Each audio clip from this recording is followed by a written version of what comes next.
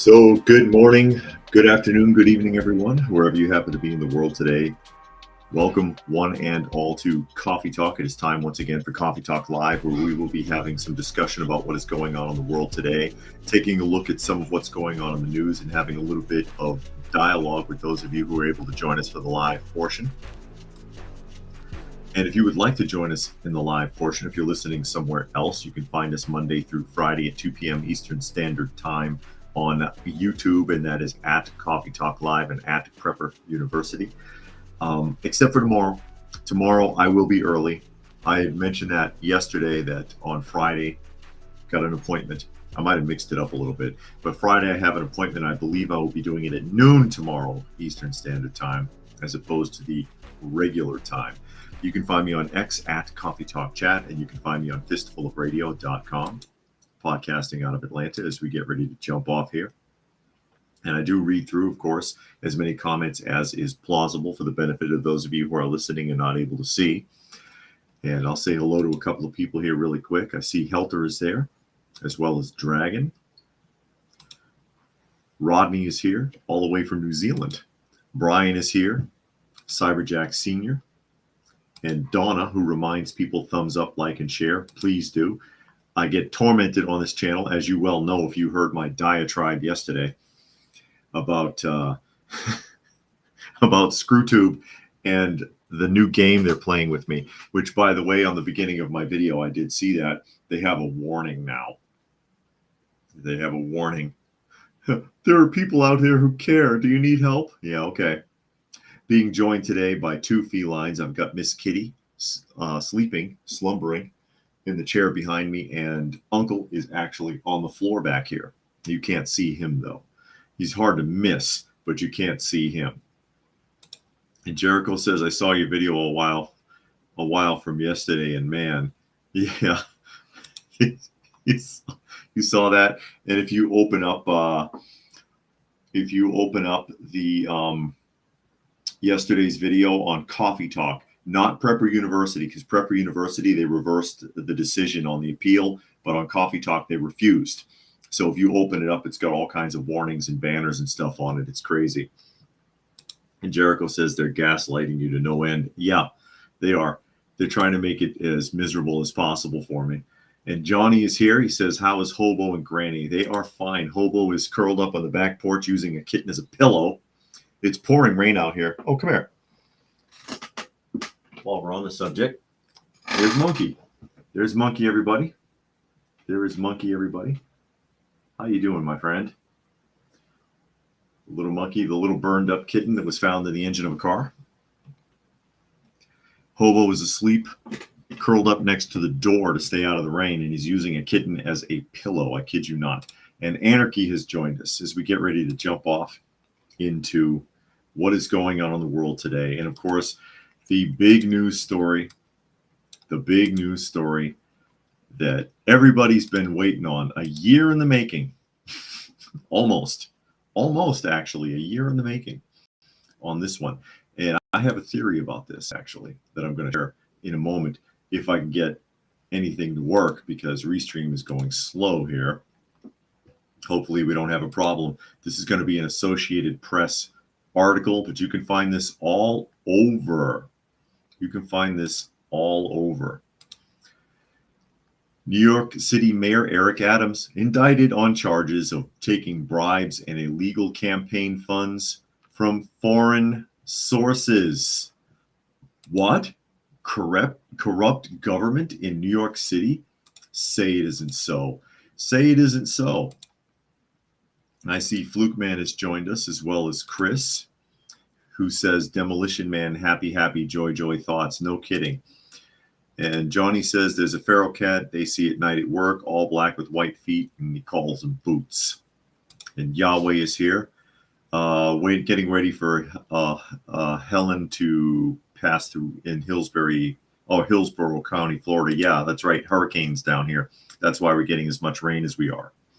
And we'll be absorbing some of that somewhere between 2 and 5 a.m. tonight, I think. But there we are. We've been waiting for it. When are they going to get around to Adams? Because they've taken down pretty much everybody surrounding Adams thus far. Everybody's been getting hit. Their education chancellor resigned yesterday. They've had their police commissioner resign. The guy they replaced him with was investigated. His house was searched with a search warrant.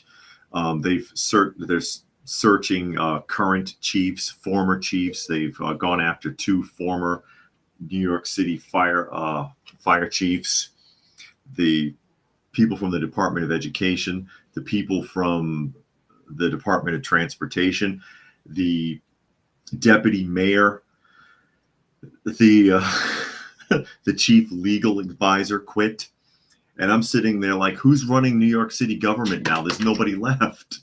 There's nobody left. Rodney says Adams only got indicted once. He strayed from the official Democrat narrative. I have a theory about that. Actually. Quit doing that, Associated Press. It says New York City Mayor Eric Adams was indicted on charges alleged that he took bribes and illegal campaign contributions from foreign sources. The Democratic mayor said at a news conference that he was not surprised by the indictment and vowed to continue his mayoral duties. So yeah, keep that money rolling. Adams says he won't resign. Prosecutors say Adams violated public trust. Of course he did. And the mayor is under a microscope. He's been under a microscope since November, if I remember correctly. And it says Adams has often highlighted his working class upbringing. He was one of 6 children raised by a single mother and has spoken of carrying around a garbage bag packed with clothes because he feared his family would be evicted. At 15, he was beaten by police officers after being arrested for trespassing, but the bruising encounter sparked a desire to change the system from within, he said. That all sounds like spin. That sounds like something that somebody wrote or made up. I wonder if it's true. I wonder if any of it's true, or maybe he started off with good intentions and got corrupt later on. Adams joined the New York City Transit Police in '84, eventually became a police department officer when the transit department merged with NYPD. He rose to the rank of captain and was co-founder of an advocacy group called 100 Blacks in Law Enforcement Who Care. Oh my God, which sought criminal justice reform and denounced police brutality. And if you hear any thumping, that's Kitty bumping into the microphone because he's really trying hard to get my attention here. White House responds to claims made by Adams about the indictment. The White House pushed back against claims by the New York City mayor that he was targeted because of his objections to the administration's efforts to address immigration and border crossings, saying that the actions by the Justice Department were independent of politics. You mean kind of like what they did to Trump? The president was clear even when he was running in 2020, he was going to make sure the DOJ is independent, and the DOJ is handling this case independently. White House Press Secretary Karine Jean-Pierre told reporters at Thursday's briefing. Yeah, and that's where that spin is coming from, that it was because he went against Biden by complaining, because at first he was all for immigrants coming in until they started arriving in New York. Okay. Johnny says, helping your channel. I'm happy to be alive. Oh, thank you. Dragon says, when he was asked to comment on his people being investigated, first words out of his mouth were, I did nothing wrong. Obviously he did. They couldn't find, there are definite problems, or else they couldn't indict him in the first place. Brian says he's terminated. Flukeman says they'll all be investigated by their own people and found not guilty, then sue the city for causing them anxiety. Helter says while this is happening, Henyard is still having a good time running her city into the ground. Okay, now here's my theory on this. Because again, Adams' narrative is that he's being targeted by the Biden administration, who is weaponizing the Justice Department. So I guess it's fine for the Justice Department to be weaponized against Trump, but not against Eric Adams. Eric Adams has a problem with it when he's on the receiving end. Isn't that the way things typically go? Now, a lot of people say that when he started criticizing President Biden, this is when this all started happening. turn the clock back a little before that. This all started happening after Bishop Lamar got arrested. Bishop Lamar and Adams go back quite a ways. They've been friends, allegedly, for many years. Pastor got in trouble, and when he started going to court, shortly after, suddenly, Adams is under scrutiny. The FBI wants his laptop. FBI wants his phone.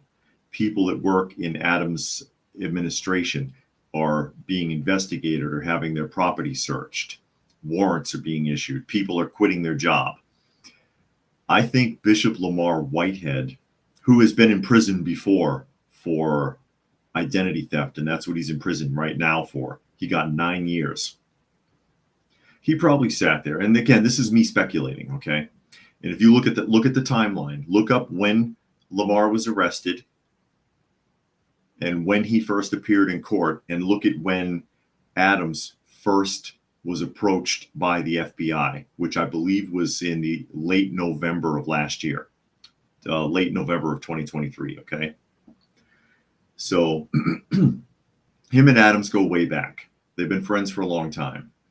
Whitehead's probably sitting there thinking, yeah, Adams and me are boys. He's got my back. And then the district attorney comes and says, yeah, Adams who? Adams hung Whitehead out to dry. He did not attempt to help him at all. And I wonder if Adams sat there and said, yeah, okay, all right, Eric, we'll see about that because I got a lot to say. Now, suddenly, Adams and everybody associated with him, all the people from that inner circle that were also loosely connected in some of them to Bishop Whitehead, suddenly they're all up on indictments. Suddenly they're all getting charged. Suddenly they're all under scrutiny. And I wonder if, again, this is just me speculating, if Bishop Whitehead didn't sit there and say, okay, all right, Adams, you're going to leave me hanging here and I'm going to go back to prison for identity theft again? What is he, 3 times loser here? 3 times loser? If he didn't either A, cut a deal, or B, just wanted revenge for being left high and dry. You know what I mean? Isn't that right, Monkey? Isn't that right, Monkey? And Tuck says, like, share, and subscribe both channels. Thank you, Tuck.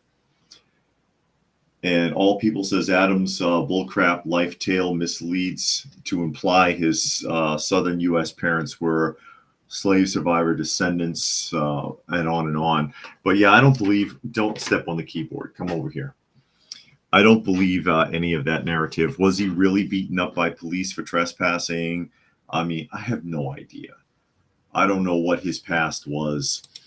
It all sounds really convenient. It's kind of like the new Harris commercial. Have you heard this one? Because it's been, since this has been debunked, this Project 25 nonsense is finally getting debunked in the media as being a false narrative. And even CNN is calling out Harris and Waltz for thumping on this. They got a new set of commercials. They just started coming out this morning. Okay. I didn't see a Project 25 commercial today. First time in like a month. I haven't seen one. The one that was on this morning was when Donald Trump gets out of bed in the morning, he only thinks about himself. But Kamala Harris, who comes from a middle-class family, is thinking about everyone, or whatever, paraphrasing a little bit there. And it's like, yeah, let's talk about how great you are and how you've always fought for the little guy. And please spare me. Like we're supposed to be so dumb that we believe all of that garbage. Really, better yet, most people get out of bed in the morning and think about only themselves. Okay, people are not that great or that honest or that wholesome by a long shot. You think Kamala Harris gets out of bed and says, oh, what can I do for the American people? I prayed and I prayed till I wept myself to sleep. Please. Please, I wish I could say the whole thing because I'm in the back of my mind. I'm hearing "show enough" from The Last Dragon.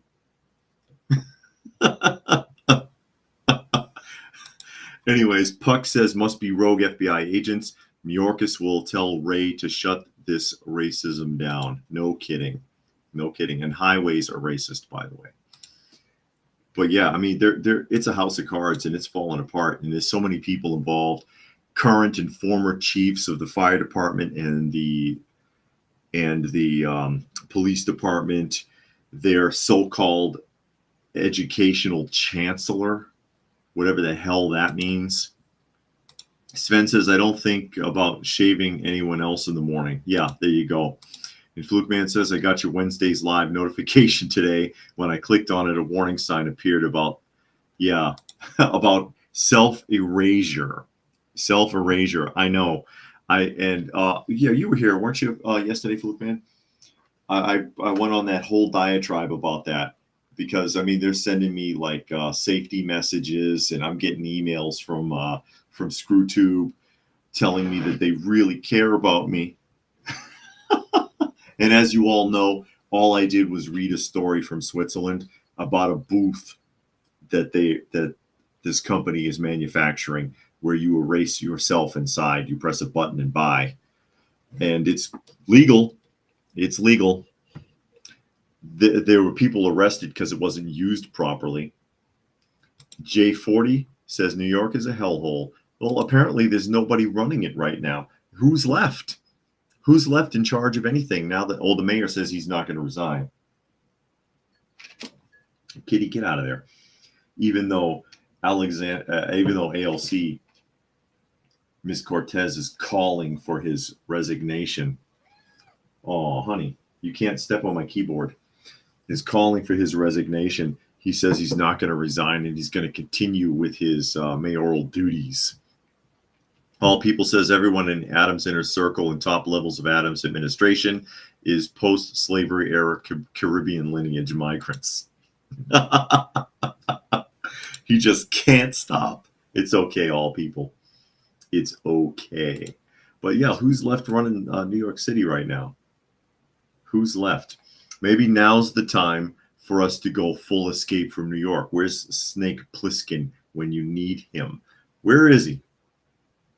Where is Snake Plissken when you need him? But anyway, that's my theory about it. I don't think that it's because he was being critical of the Biden administration, because a lot of people have been critical of the Biden administration and skated under. Why Adams? I think it was because Bling Pastor, Lamar Whitehead, ratted. He turned into a stool pigeon when he couldn't get the help that he expected. That's my theory. I wouldn't be surprised if there's a big, thick, redacted file from Bishop Whitehead talking about Adams and all of his henchmen. And Johnny made a donation to the channel. He says if ScrewTube really cared about this channel, they would send a super chat. Yeah, no kidding. But thank you, Johnny. Much appreciated. Again, goes a long way towards helping us with all of our feline friends here. And we got a lot. We still got 18 to deal with. 18. Rodney says, hopefully Adams has some dirt on the Biden administration. That'd be poetic. Yeah, it would. And Chillin' Dave has joined us. And J40 said he got the bombs out of his neck and took off. Oh, yeah. Snake Plissken? Yeah. But then he had to escape from Los Angeles, though. He had to escape from Los Angeles next. Those are actually pretty fun movies. They're goofy, but they're fun. They're goofy, but they are fun. So, yeah, like I said, that's my theory about Adams. I wouldn't be surprised to find out one day that Whitehead is the one that started the dominoes falling because he didn't get the help he expected when he was arrested. And him and Adams go way back. They go way back. They've been friends apparently for a long time. And he was like, yeah, Adams will help to keep me out of jail. Nope. Burn that bridge. Look what happens. Look what happens. And J40 says New York was better. Well, often sequels don't quite pull it off. Sometimes things don't need a sequel, J40. Look at RoboCop. RoboCop 1 and RoboCop 2 were okay. 1 was probably the best one. RoboCop 2 was still pretty cool. RoboCop 3, terrible. It was so bad, Peter Weller didn't even want anything to do with it. Look at Smokey and the Bandit. First Smokey and the Bandit was a fun movie, but each sequel was worse than the last. I mean, the third one, Burt Reynolds wouldn't even touch the script. He didn't show up. And H12 is here. Glad you could make it today. And Jericho says, a little off topic, but I encourage everyone who hasn't to see George Carlin's soft language video. He legit predicted what we or you have to do as far as terms and words online. Interesting. And J40 says Terminator was the same. And Chillin' Dave says Lethal Weapon wasn't bad. No, the last one, Chris Rock ruined it for me. I can't stand Chris Rock in anything. Because Chris Rock is one of those actors, like many Saturday Night Live alumnists, like Will Ferrell, I've mentioned before. He has no acting skill at all. It's just a dial. How much Chris Rock do you want to hear? How much Will Ferrell do you want to hear? And they just turn it up and they get louder and louder and louder, which works sometimes. Like Will Ferrell in Elf is okay. But most of the other stuff he's been in, it's like, oh, insufferable. Or, Step Brothers was okay. You know what I mean. And the Warden has joined us. Glad you could make it.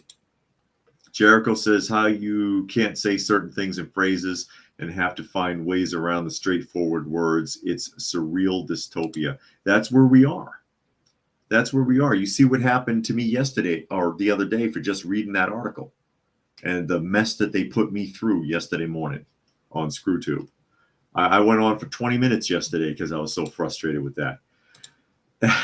As we roll around here to a Newsweek article doing a fact check, but this is another pandering fact check, and I'm going to pick it apart. Newsweek fact check, did Kamala Harris lose more than 325,000 migrant children? Did she? I don't know. It says Kamala Harris is expected to visit the U.S.-Mexico border during a trip to Arizona this week. Finally, it's only been almost 4 years. Wait a minute.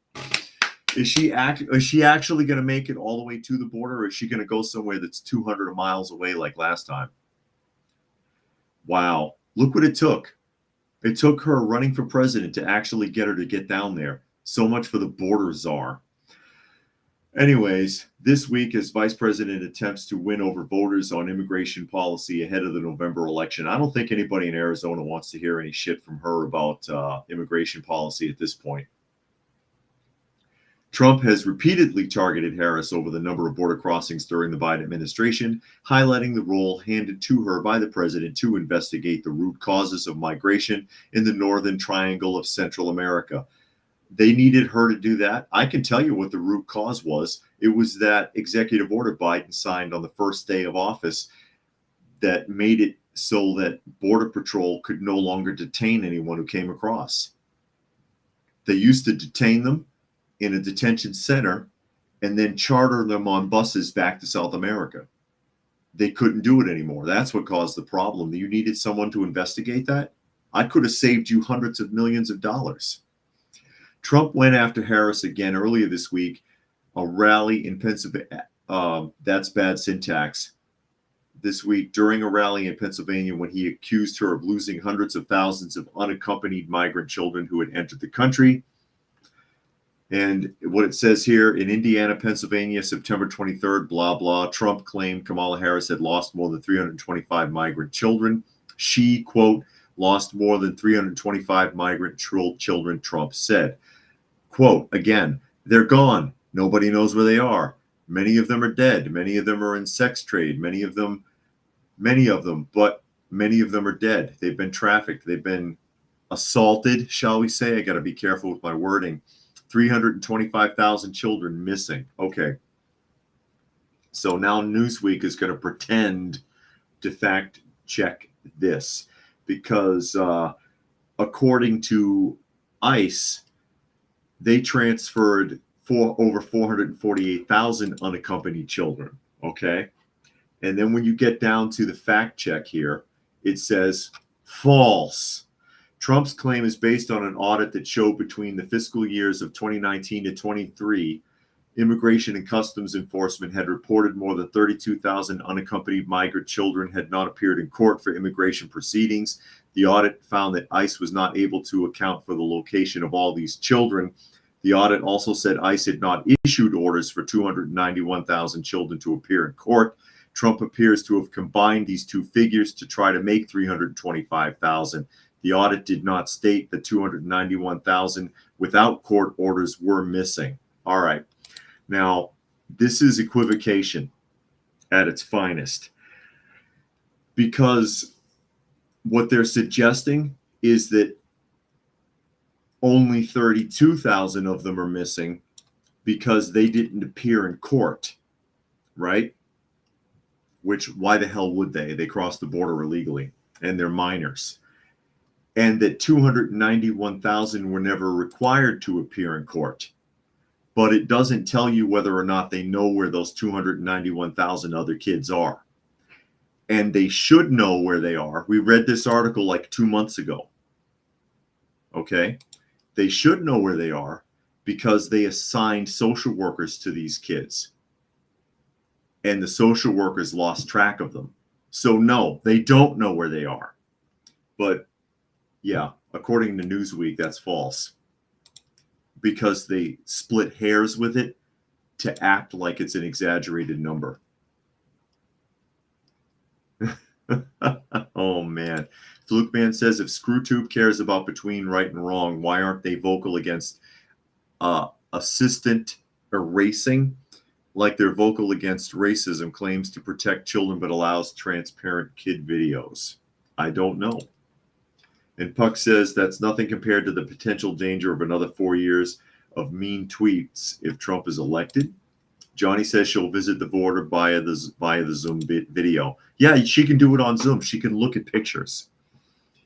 That's as good as actually being there nowadays, isn't it? Everybody does. I want to work from home. I want to work from home. Puck says, isn't it hyperbole to call Harris an idiot or ignorant? It's an absolute observation. Warden says, who the hell does the fact checking? Stevie Wonder. Hey, Stevie Wonder's become very liberal in the last few years. Very extremely dripping, milk-soppingly, disgustingly wet liberal. And Rodney says fact checkers only appeared once people started asking questions the leftists don't want to answer. And Puck thinks they know where the kids are, and I'll just leave that right there because I don't think I can read it. I'll just leave that up there for a moment for those of you who are able to watch. For those of you who are just listening, sorry, folks. Sorry, folks, but Puck thinks he knows where those kids are. That's a lot. That's a lot. That'd be a pretty big basement.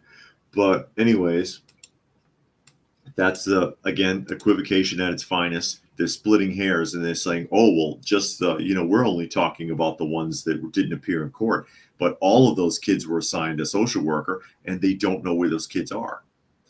Because, again, we read this story like 2 months ago, which is where Trump got it from to talk about in the first place. And I think the number's even higher than that because it's closer to 1 million in the last, 4 years, right?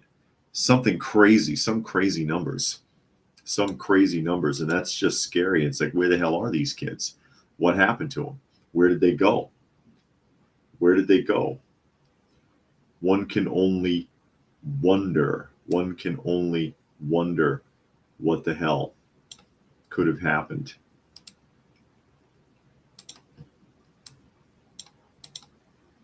And Monkey says, got in late. Got in late. Well, glad you could make it, Monkey. My monkey is under the chair. And Chillin says, folks act like there's no judgment day coming. That's true. They act like nothing is ever going to happen to them. Nothing is ever going to touch them. They feel like Teflon. They feel indestructible.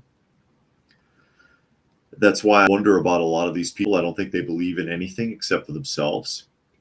I hear that a lot about, I see many videos actually about, corrupt corrupt pastors and preachers and ministers and bishops, and oh, how can they believe this and how can they say that? You know, I wonder if they believe it all. I wonder if somebody like Joel Osteen or Joyce Myers or T.D. Jakes believe in God at all, or if it's all an act, if it's all a hustle. And I got to find it one of these days because I brought it up before. It makes me think of Sam Kinison.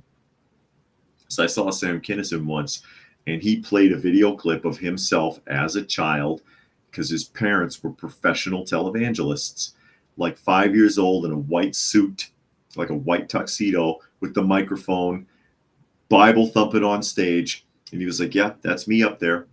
And basically said they didn't believe in shit, that it was all a hustle to fill that plate.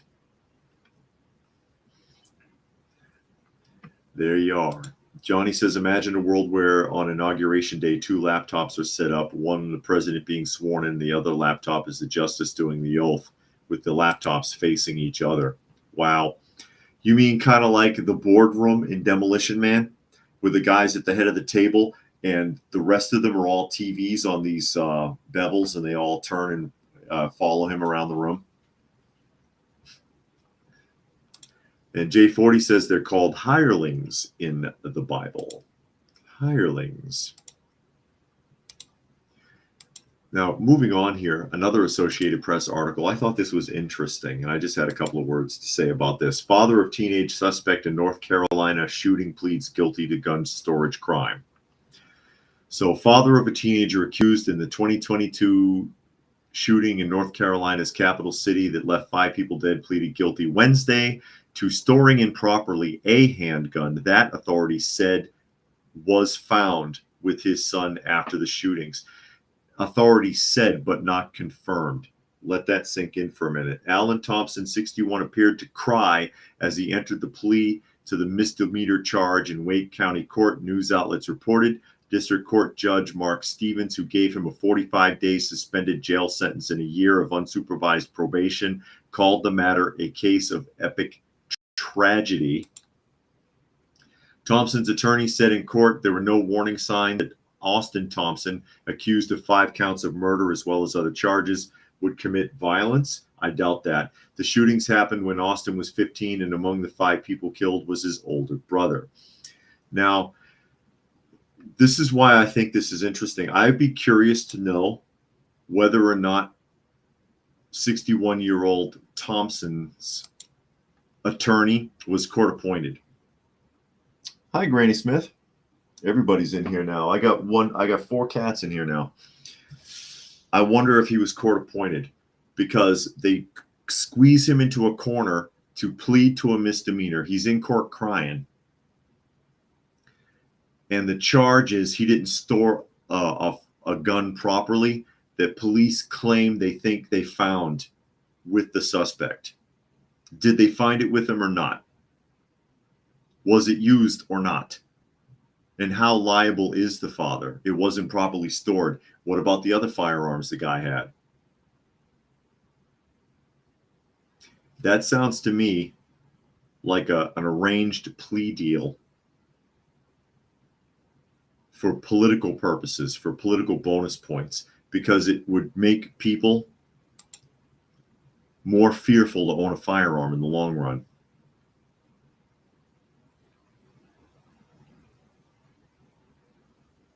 And All People has a little story there about Stevie Wonder. I never heard that. It says Motown Records took custody of Stevie Wonder at age 13. His biological mother wrote a book about her life and revealed she was trafficked at 14 and forcibly married to her trafficker. Interesting. That's interesting. But, you know, they railroad him into taking a plea, a bullshit plea. They give him 45 days suspended and a year of unsupervised probation. Keep in mind the district attorney and the judge's jobs are very political. And Jericho says the thing about police, from what I learned, is that they just want to prosecute. They don't care about facts or evidence. They'll plant them in themselves. Yeah. Unfortunately, that's true. We've talked about that a few times on here. We've talked about that a few times. That's a real bogus charge. And again, I wonder if he has a legitimate attorney or if he had a court-appointed attorney. And that's like the worst thing in the world, is to have a court-appointed attorney. I wouldn't trust that. Speaking of distrust, while we're on the subject of not trusting somebody, I give you, ladies and gentlemen, Nancy Pelosi. Eventually. Come on, Restream. There we go. Nancy Pelosi, everybody. Back in the news again. Back in the news again. Nancy Pelosi and her husband, Clayface. Fox News article, Nancy Pelosi's husband sold more than $500,000 in Visa stock ahead of the Department of Justice action. What a coincidence. And it's funny how that keeps happening. Former Speaker of the House and current Representative Nancy Pelosi is receiving attention once again due to her husband's stock trading, this time over her spouse unloading Visa shares a few months before the federal government sued the company. Financial disclosures showed the California Democrat's spouse, Paul Pelosi, sold 2,000 shares of Visa on July 1st for at least $500,000. It is unknown how much, if any, profit the Pelosi's made in that transaction. The X account, Nancy Pelosi Stock Tracker, flagged the trade on Tuesday. It's a shame that we have to have accounts that track these politicians to see what kind of stock trades they're making, because they really do dodge a lot of bullets, don't they, when it comes to selling stocks. Insider information from Congress, anyone? The same day, the Department of Justice filed a lawsuit against Visa, alleging that the company maintained an illegal monopoly over the U.S. debt card market. Representative Pelosi's congressional office did not immediately respond to Fox Business's request for comment, I bet. In response to previous inquiries regarding Mr. Pelosi's trades, a spokesperson for the former speaker issued a statement saying, quote, Speaker Pelosi does not own any stocks, and she has no prior knowledge or subsequent involvement in any transactions. No, she doesn't own the stocks. Her husband does. He's the one that's made all the trades that have dodged a bullet every time, which is why they're tracking his transactions in the first place. That's kind of like when John Kerry challenged people by saying, I don't own a private jet. I'm not flying all over the world in my own private jet. His wife owns it. His wife owns the jet. He flies in it. So he is flying around the world in a private jet, but it's just not personally his. It belongs to his wife. This is same difference here. Pelosi doesn't technically own any of her own stock, but her husband does. Oh, Puck says, well, there's that clip of Harris talking about going into your home to make sure that your firearm is properly stored. Yeah, right. That's all we need is law enforcement tracing through everybody's home. And what else are they going to do while they're there? Yeah, I really trust that. It says earlier this year, the Pelosi's made headlines over analyst reports. The couple made nearly $4 million over a 6-month period with a bet Mr. Pelosi made on NVIDIA. In 2022, Paul Pelosi grabbed more than $1 million in NVIDIA call options weeks before a congressional vote on providing mass subsidies to the chip manufacturing industry. What a coincidence. He sold them after she received criticism over the timing. And again, it's not the first time, and it just keeps happening. You think they would give that a break after they've already been caught up with it a couple of times and it was already looking suspicious? No, we're going to do it again. You know why? Because we're Teflon. We are Teflon. Johnny says conflict of interest at its worst. Yeah. They are Teflon. I don't see them being investigated. Hell, that guy got out on a DUI, didn't he? Wasn't he arrested for drunk driving not too long ago? Paul Pelosi? Does that sound right? Incredible. Here's another story I'm sure you've all seen. I'll just run it over really quick. And this is a Guardian magazine article. This happened yesterday afternoon. Well, yesterday, was it still afternoon in California? It might have been afternoon in California. Man detained after explosion at California Santa Maria courthouse. He got upset. A man has been detained after setting off an explosive device at a courthouse in Santa Maria, California, injuring 5 people. The explosion came from an intentionally set improvised explosive device. The courthouse is closed for the day, and city buildings surrounding the courthouse are temporarily closed, according to a post from the city of Santa Maria, which is located in California's Central Coast region and has a population of about 110,000 people.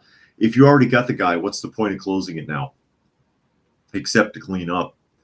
The sheriff's department initially said 2 people sustained non-life-threatening injuries, but Sandy Duchette, a spokesperson for Marion Regional Medical Center, said the hospital was treating 5 patients in connection with the explosion.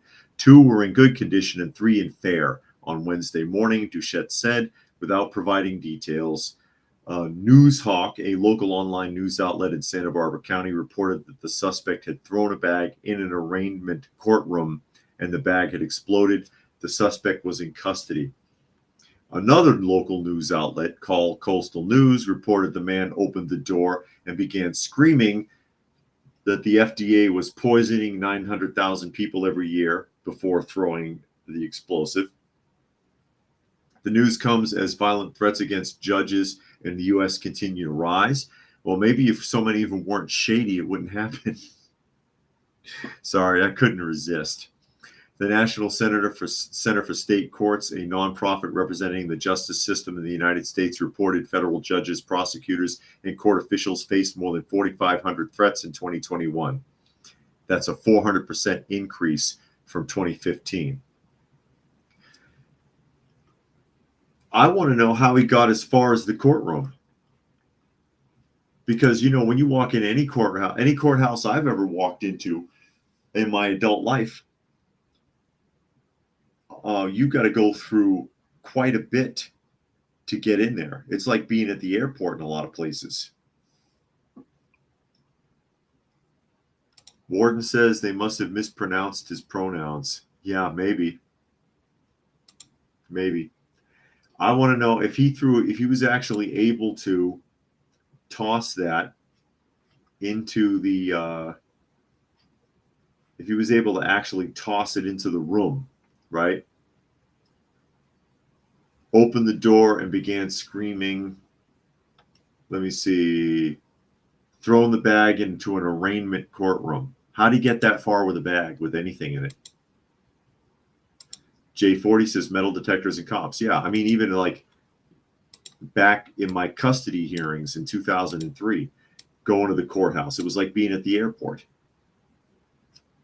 They had like 4 or 5 sheriff's deputies and a couple of bailiffs, and you had to go through the detector and you had to put all your belongings on the conveyor belt and the bucket and all this other stuff. And that's just a county courthouse. How the hell did he get a bag through there with anything in it? That's what I want to know.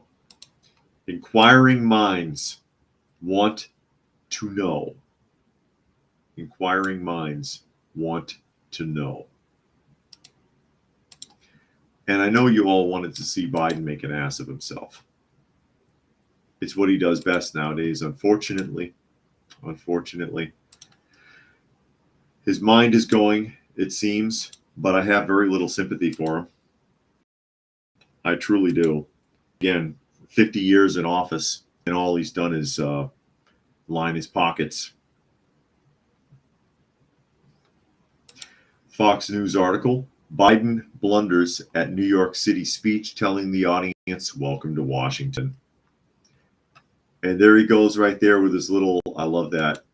Let me see if I can, am I going to be able to pause that video clip, or is it trying to force an ad on me? It's trying to force an ad on me. Unbelievable. Because you see him come out.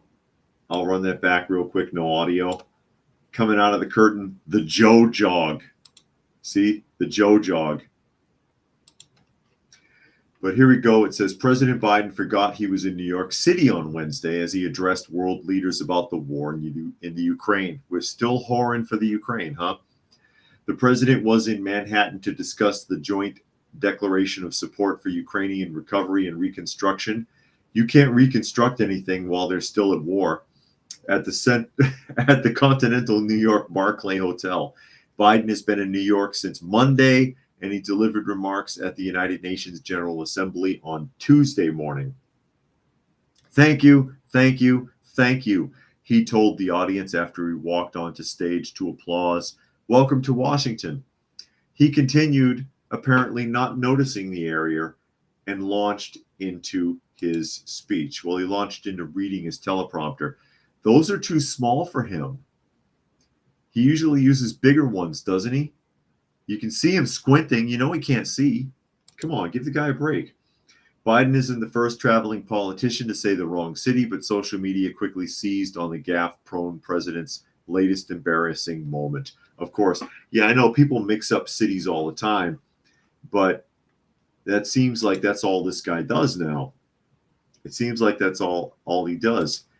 Rodney says Biden hasn't been in charge at all. Unelected bureaucrats have been calling the shots since Biden won in 2020. Flukeman says Teflon, is that the same company that knew their products caused cancer in the 70s and 80s? Think they made the movie with Mark Ruffalo, another environmentalist nut job. Yeah. That's why you really shouldn't eat off of a pan coated with anything.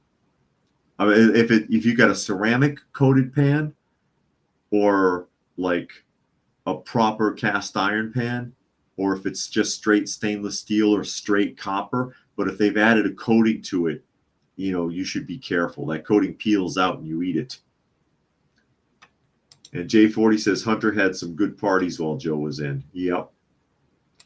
And Puck likes that quote, Ukrainian recovery and reconstruction brought to you by BlackRock. And don't forget Vanguard. But anyways, you could almost feel sorry for him if it wasn't for the fact that A, he's accomplished zero in 50 years. B, there's a lot of corruption there that may never be addressed. And C, the amount of damage that has been done in the last 4 years to the infrastructure of this country and the social structure of this country unraveled. I mean, is he setting us up for our alien overlords or what? Are we about to turn into Colony? Who saw the show Colony? Who saw the show Colony? Some interesting points were made in that show. Dragon says it could have been worse. It could have been sausages. Yeah. Welcome, sausages. Welcome, sausages. And speaking of some of Joe's failures, while we're on that subject, here's one for you. Here's one for the books. And this comes from the Daily Caller. Daily Caller article. It turns out the Biden-Harris EV push comes at a massive cost. Thousands of blue-collar jobs. No shit. Who didn't see that coming? The Biden-Harris administration's electric vehicle push is spurring auto manufacturers to rethink their production processes and cut thousands of jobs in the process, with experts warning that the most recent round of layoffs are the tip of the iceberg. General Motors announced it will temporarily cut nearly 1,700 factory workers on Saturday as it retrofits its Fairfax, Kansas factory to manufacture the electric Chevrolet Bolt instead of the gasoline-powered Chevrolet Malibu, joining fellow automaker Stellantis, which revealed plans to lay off 2,450 employees in August as it discontinues the classic version of its Ram 1500 truck in favor of an electric pickup. God, that sounds like a piece of shit, according to Bloomberg. The thing that to understand here, though, those people that are getting laid off, they're not going to get hired back. Because if they're going to retrofit, they're going to bring in more machines. They're going to bring in more machines.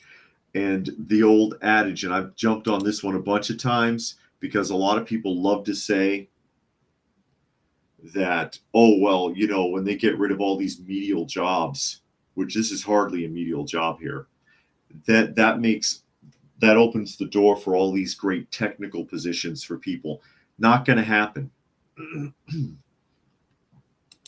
Not going to happen. And I've seen it firsthand. I've been laid off for a robot. When I worked at Frito-Lay, I've talked about this several times. They replaced 33, was it 31? No, 31 packing stations. Sometimes I forget. 31 packing stations is 93 jobs. I forget if it was 31 or 32. It was more than 30 because they operate on 3 shifts. They laid off over 100 people. When they replaced the box drop with robots, they went from 20 to 30 people running box drop to 4. How many technicians do you think they hired? I'll answer that question. 0. Not a single technician. All they did was they had the engineers from the robotics factory, which wasn't even in the United States, do courses, instructional courses with the existing mechanics and maintenance crew. So they knew how to operate, knew how to work with the machines or do basic repairs on them. No technicians were hired. Jobs were lost and never replaced. And that's the problem. And these are not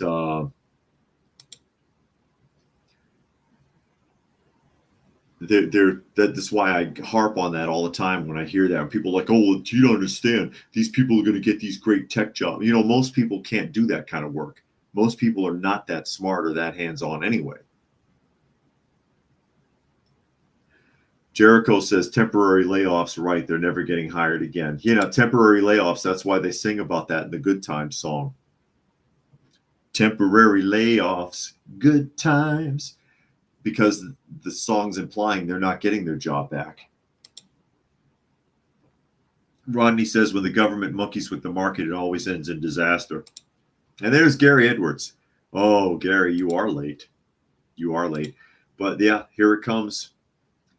1,700 from General Motors, 2,450 employees from Stellantis that's making the Ram truck. Unbelievable. And it's going to continue while they try to switch to electric to meet the mandates that are being forced on them by the government. It says right here that the United Auto Workers have found that the electric vehicle transition could eventually eliminate as many as 35,000 union auto manufacturing jobs across the country by 2032. Oh no, excuse me. I read that incorrectly. It says after model year 2032 that it would eliminate as many as 117,000 jobs. 35,000 jobs is just the low end estimate for the next couple of years. By 2032, the United Auto Workers believe that it will have cost the United States 117,000 middle-class jobs. And Puck says invest in ammunition. No kidding. But these are the mandates. They want to force this product on us, and the product doesn't work. We've talked about that many times. Electric vehicles are not reliable.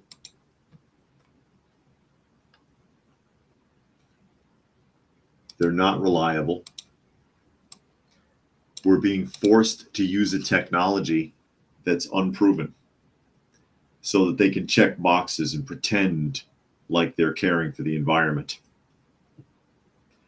It's going to cost a lot of middle class jobs across the country and across all over the Western world.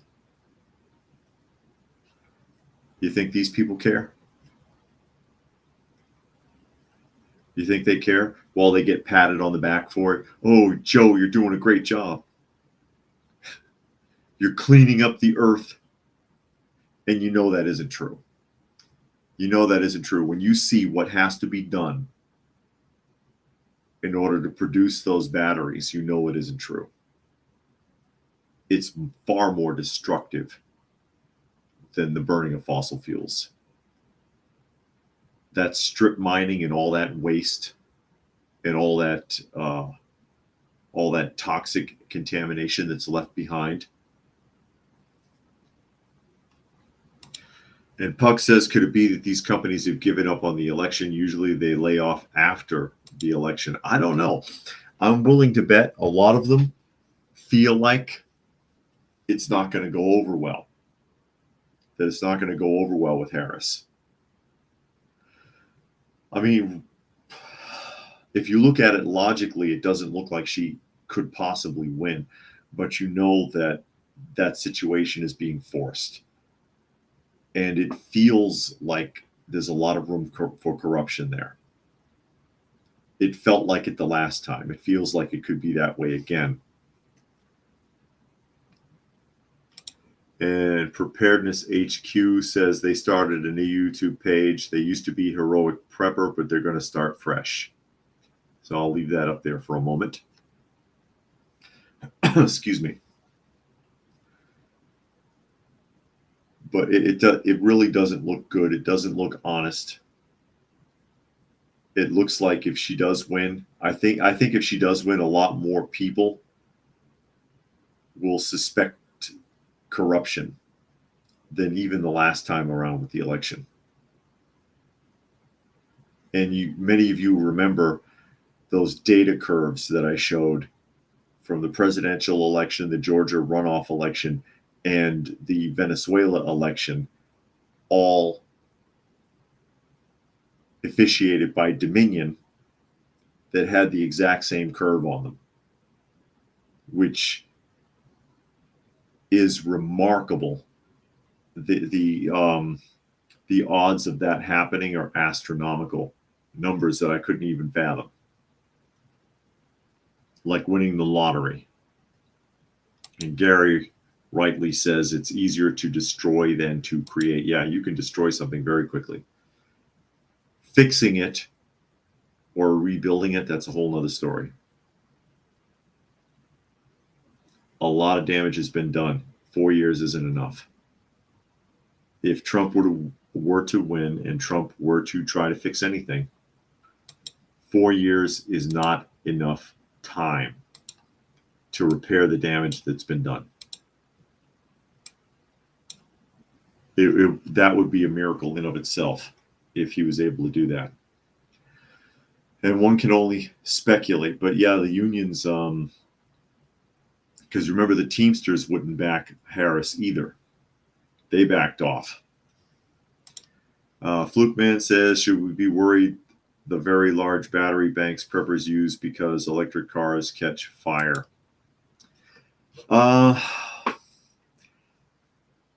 I think it depends on where you got that being stored.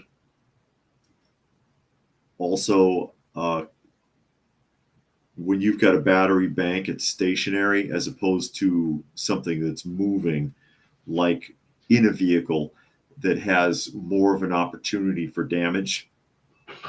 So if it's overheated or punctured or some other thing like that, that's usually what starts those EV fires. I don't think I've really heard too much in the way of, like, let's say somebody's permanent solar battery or a wind battery in their home overheating or getting punctured and bursting into flames. But with that, we are at the top of the hour, so I'll go ahead and start signing out. Again, you are listening to and or watching Coffee Talk. Still got 3 felines in the room. I've got Miss Kitty in the chair. I've got Uncle on the floor. Where is he? There he is. And I've got Monkey somewhere. Where is he? Monkey is under the chair. You can't hardly see him. He's under the cheese, like right under me. I got to watch out that I don't run him over when I get up. So you can find us Monday through Friday at 2 p.m. Eastern Standard Time on Coffee Talk and Prepper University on YouTube. Again, tomorrow I will be early because I have an appointment. I have things I got to do. So I will be doing this at, I believe, noon tomorrow. That is Friday. Special thanks to Johnny for making a donation to the channel. Very much appreciated. Goes a long way towards helping all of our felines. Thanks to everybody else who was able to join us here today. Hope you got something out of the